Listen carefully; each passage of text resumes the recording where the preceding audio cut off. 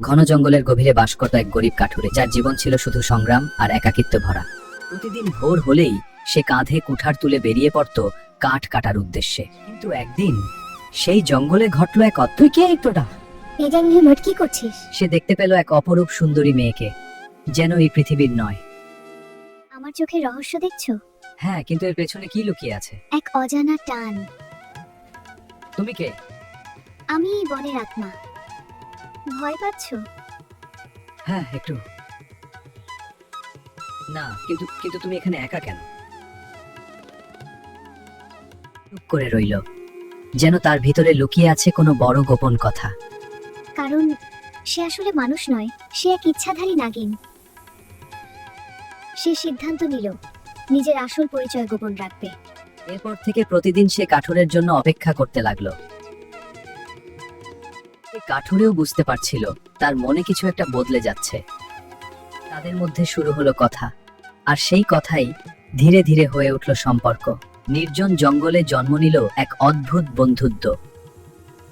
একদিন কাঠুরে বলল, তোমাকে না দেখলে আমার দিনটা ভালো যায় না। এই কথায় নাগিনের হৃদয় কেঁপে উঠল।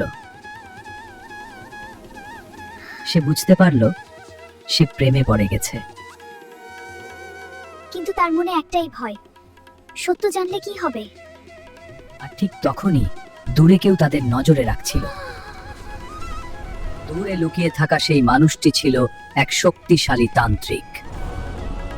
তার চোখে পড়েছিল মেয়েটির অস্বাভাবিক আচরণ। সে বুঝতে পারল এই মেয়েটি। এক রাতে সে গোপনে তাদের অনুসরণ করল। সে দেখল মেয়েটি নাগিনে রূপান্তরিত হচ্ছে। এই দৃশ্য দেখে তার মনে জেগে উঠল ভয়ঙ্কর লোভ। সে ভাবল, এই শক্তি আমার হলে আমি অমর হয়ে যাব। অন্যদিকে কাঠুরে কিছুই জানতো না। আমি এখনো সেই প্রেমের স্বপ্নে ডুবে আছি। আমিও তোমার সাথে সেই স্বপ্নে আছি। এই মুহূর্তটা চিরকাল থাকুক। আমি তোমাকে বিয়ে করতে চাই। কাঠুরের কথায় নাগিন থমকে গেল। এই লেখাটা ভয়েসে দেখায় কতকের ভয়েস ফুট করে দিয়েছে, অতদন্ত ভয়েস। আমার মনে শুরু হলো ভয় আর ভালোবাসার লড়াই। ভয় আমাকে গ্রাস করছে, কিন্তু ভালোবাসা আমাকে টেনে রাখে। সে ভাবলো সত্য লুকিয়ে কি এই সম্পর্ক টিকবে? অবশেষে সে সিদ্ধান্ত নিল সব সত্য বলে দেবে। আমি তো অপথের মাঝে, পূর্ণিমার রাতের সময় চেয়ে গেলে। চারপাশে ছিল নিস্তব্ধতা আর চাঁদের আলো। আজ আমি তোমাকে আমার সত্য রূপ দেখাবো। হঠাৎ তার শরীর জ্বলজ্বল করতে শুরু করলো। কয়েক মুহূর্তেই সে রূপ নিল এক বিশাল সাদা নাগিনে। এই দৃশ্য দেখে কাঠুরে ভয়ে পিছিয়ে গেল। কাঠুরের চোখে তখন শুধু ভয় আর অবিশ্বাস। তার হাত কাঁপছিল, সে কিছুই বুঝতে পারছিল না। আমি তোমাকে ঠকাতে চাইনি। আমি শুধু তোমাকে ভালোবেসে ফেলেছি। ধীরে ধীরে নিজের মনকে সামলাতে লাগলো। সে মনে করলো এই মেয়েটি তো তাকে সুখ দিয়েছে। ভয় ধীরে ধীরে কমে এলো। তুমি যাই হোক, আমি তোমাকে ভালোবাসি। নাগিনের চোখ ভরে উঠল আনন্দ আর অশ্রুতে। কিন্তু ঠিক সেই মুহূর্তে দূরে কেউ তাদের দেখছিল। দাঁড়িয়ে থাকা তান্ত্রিকের মুখে ফুটে উঠল এক ভয়ঙ্কর হাসি। সে বুঝে গেল সময় এসে গেছে তার আক্রমণের। রাতের অন্ধকারে সে এক কালো মন্ত্র পড়তে শুরু করলো। হঠাৎ চারপাশের বাতাস ভারী হয়ে উঠল।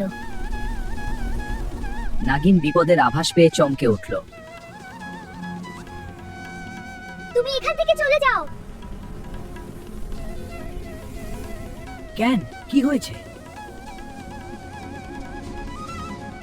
ঠিক তখনই তান্ত্রিক তাদের সামনে এসে দাঁড়াল। আমি এসেছি তোমাদের থামাতে। তার চোখে ছিল লোভ আর অমানবিক নিষ্ঠুরতা। আজ আমি তোমার শক্তি নিয়ে নেব নাগিন। নাগিনের চোখ রাগি জ্বলতে শুরু করো। পিছিয়ে যাও, এটা আমার লড়াই। তান্ত্রিক এক শক্তিশালী কালো মন্ত্র ছুড়ে দিল। নাগিন দ্রুত সরে গিয়ে সেই আঘাত এড়িয়ে গেল। চারপাশে যেন বজ্রপাতের মতো আলো ছড়িয়ে পড়ল। এই শক্তি আমার নিয়ন্ত্রণে। বজ্রপাতের তীব্রতা কাঠুরে ভয় কাঁপছিল, কিন্তু সে পালায়নি। সে বুঝতে পারলো নাগিন একা লড়ছে তার জন্যই। হঠাৎ তান্ত্রিক এক কালো জাল ছুঁড়ে নাগিনকে বন্দি করলো। নাগিন ছটফট করতে লাগলো, সে মুক্ত হতে পারছিল না। কাঠুরে কুঠার হাতে সামনে এগিয়ে গেল, কিন্তু বিষয়টি ছিল ভয়ঙ্কর। তার হিসহিস শব্দে বাতাস ভরে সাহস নিয়ে তান্ত্রিকের দিকে ছুটে গেল। আমি আসছি সাবধানা। সে নিজের সব শক্তি দিয়ে কুঠার চালাল। তান্ত্রিক কিছুটা টলে গেল, কিন্তু থামল না। যোগে নাগিন মুক্ত হওয়ার চেষ্টা করতে লাগলো। তান্ত্রিক আবার ভয়ঙ্কর মন্ত্র পড়তে শুরু করলো। সে ঝাঁপিয়ে পড়ে, তান্ত্রিকের মন্ত্র ভেঙে দিল। নাগিন অবশেষে সেই কালো জাল থেকে মুক্ত হলো। তার চোখে তখন আগুনের মতো রাগ। তুই আমার রাগ দেখছিস। সে তার রাগকে অস্ত্র বানিয়ে এগিয়ে আমরা গেল। শেষ কর। সে নিজের আসল শক্তি প্রকাশ করল। ভয়ঙ্কর রূপে সে তান্ত্রিকের ওপর ঝাঁপিয়ে পড়ল। এক শক্তিশালী আঘাতে নাগিন তাকে পরাস্ত করল।